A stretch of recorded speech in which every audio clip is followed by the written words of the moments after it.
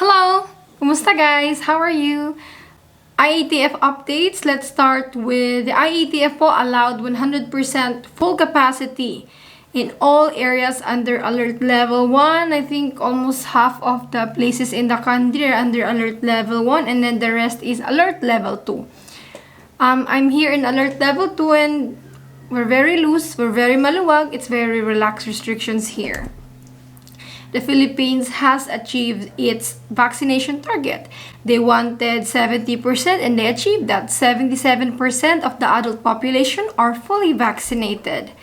While for those who are unvaccinated, the entry rules in the Philippines haven't changed for you. So there is still quarantine upon arrival of 5 to 6 days and you'll be tested on the 5th day.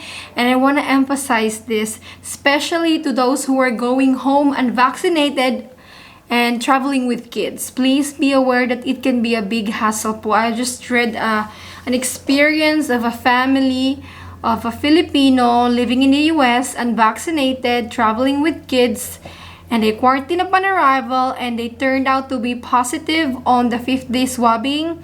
It's a big hassle, guys. If you test positive, they will quarantine you for another 10 days. So in total, it could be 14 days quarantine po. That's a waste of time spent in quarantine instead of having a vacation or spending time with family or whatever your business is in the Philippines. Ayan. Please, if you are unvaccinated po and especially traveling with children, there is a risk na mag-positive. Please take care of yourselves. Do not go out masyado. Reduce exposure to avoid getting positive test result.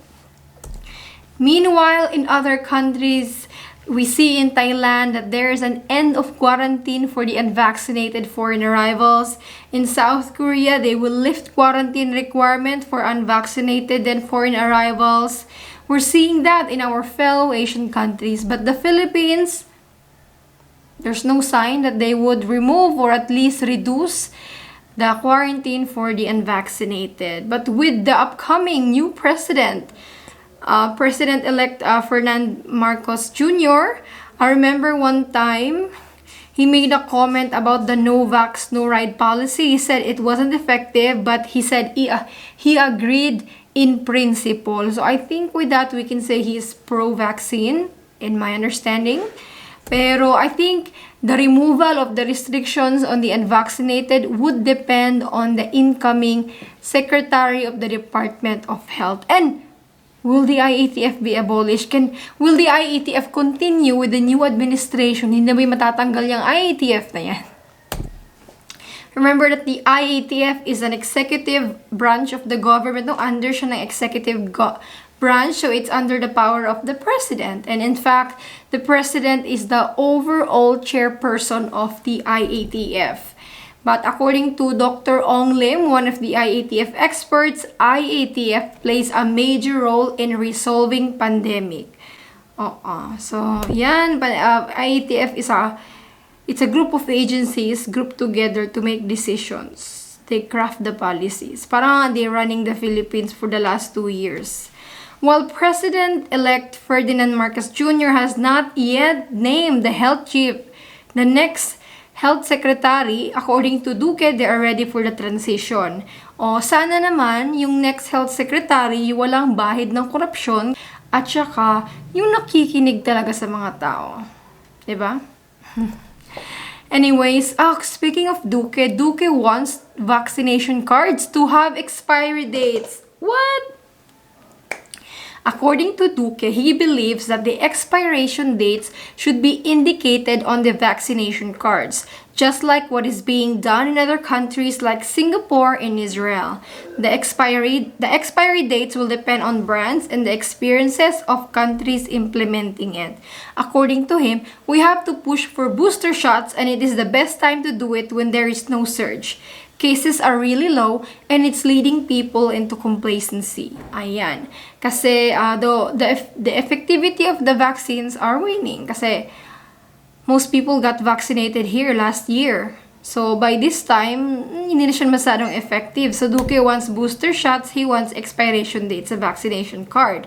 If that would be approved, it would mean that you guys would have to be additional ng boosters to be exempted from quarantine. Although the Congress, the local government officials are not so keen about that, hindi masyadong pinupush. Especially election time, hindi talaga. While right now, they're still new to their positions or re-elected, parang hindi pa din. The Philippines only has boosted 20% of their fully vaccinated population. Now, when it comes to the Secretary of Tourism, I have something exciting to share. Did you guys know that the incoming Department of Tourism Secretary is the daughter of Governor Gwen? She is Mayor Cristina Garcia Frasco. Ayan, maganda kagaya ni Governor Gwen, our beloved governor. This is her daughter, and she's going to be the next Secretary of the Department of Tourism. And I heard her interview, and she's very smart, guys. She really knows what she's talking about. And she says she had a conversation with the president-elect and they want travel to be more convenient. Perhaps, if they want travel to be more convenient, international travel, sana tanggalin na iyong mandatory one-off pass and allow Filipinos to travel freely. Wag yung offloading na wala sa lugar, wala sa rason. No, yung offloading, it's I think the biggest issues for Filipinos living the country. While there are still proposals na tanggalin yung alert level system, our supporter for international travel, presidential entrepreneurship advisor Joey Concepcion that alert levels should be removed. We totally agree, tanggalin na yan. The whole country should be now under alert level 1. The unvaccinated po, they've already made their decision a long time ago and they won't be changing their minds now. Especially now that the cases are very low and we don't feel like living in the pandemic anymore. So hopefully that they will treat all places, all areas in the country same. Kasi yung mga unvaccinated, hindi na po they made their choice. I think we all should move on na din. But this is all the updates for today. We're mostly talking about the future, especially for what's going to happen. I think IATF will still stay as long as COVID is still considered as a pandemic by WHO. Pero I think Duque's proposal will not succeed. I don't think so. Especially cases are low. These elect officials won't be acting kung wala namang nangyayari.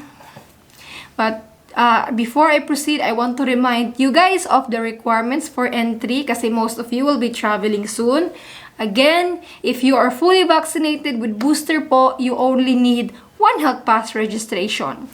If you don't have a booster, you are an adult, 18 years old and above, you need a negative test result and one health pass. That is really it. While for foreign tourists, it is also much easier. If you're not exempted, show a negative test result. If you're boosted, no need to show.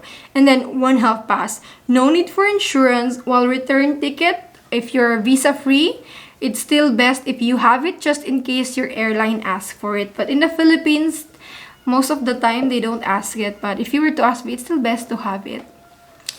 This is all the updates for today. Stay safe, you all. God bless.